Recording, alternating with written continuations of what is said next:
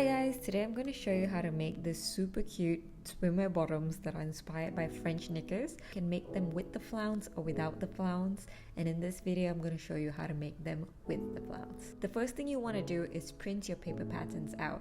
You want to make sure you're printing at 100% or do not scale, and double check that the test square measurements match before you join the pieces together. When I was developing this pattern, I really wanted it to be as eco-friendly as possible, so I tried to put all the pattern pieces in one sheet.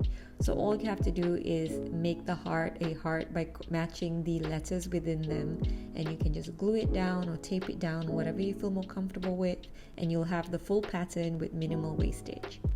When you've done that, all you have to do is cut it to your corresponding size. For me, I'm a size S, which is a Euro 38. You'll end up with 4 pieces that look like this. Where it says cut on the fold, you're going to cut it on the fold of the fabric to create one symmetrical piece, and when it says 2 pieces, you're going to cut it on the fold, creating 2 mirrored pieces. Let's get started. I'm using some beautiful lycra fabric. This is fabric made specifically for swim. You just want to make sure that your fabric has a little stretch to it.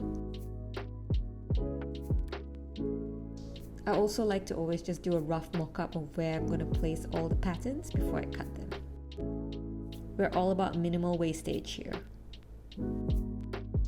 You can use a pair of scissors or a rotary cutter to cut your patterns out. Just don't forget to notch it.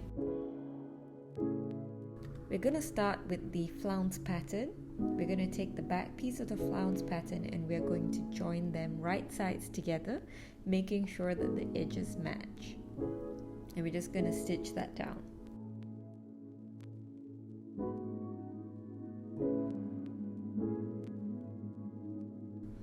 When that's done, we're going to take the front piece of our flounce and we're going to join it at the bottom area, which is like the crotch line, being sure to match the notch in the center of the seam.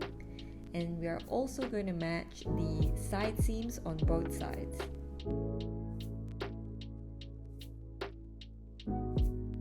And this is what you'll end up with. Now we're going to stitch the edge of the flounce, and to do this you want to make sure that your overlock settings are correct. You want it to be on the looser side, not too close together, because we do want the edge to stretch slightly to give that ruffle look. The best way to go about this is just by trial and error and experimenting with different settings till you find one that you like. When you do, all you have to do is just stitch it right on the edge.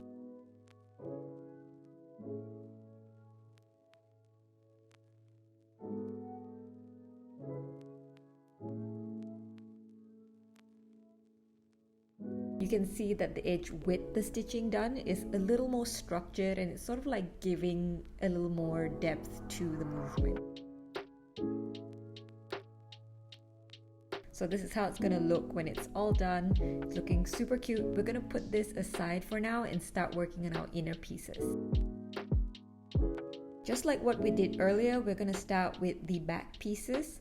Now you don't have to do a seamless bottom if you don't want to. You can use a cover lock stitch as well, but you're going to start it both the same way by joining the center back pieces together. When that's done, we're going to take the front pieces and we're going to match them together at the crotch line and stitch it down. And now you're going to stitch together the leg opening. So match right sides together, and don't forget to add the elastic. I always find the best way to add the right amount of elastic is to measure the leg openings and deduct 1 to 5% for the elastic that you're going to use.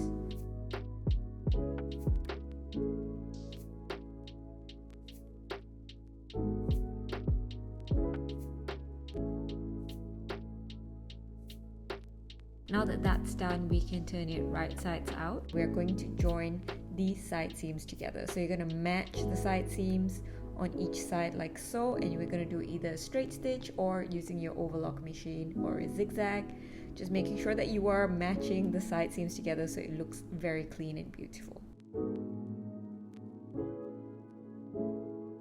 Now, just as a precaution, we're going to just pin the side seams, the center front seams and the center back seams together, just so that they don't move around too much when we do the next step.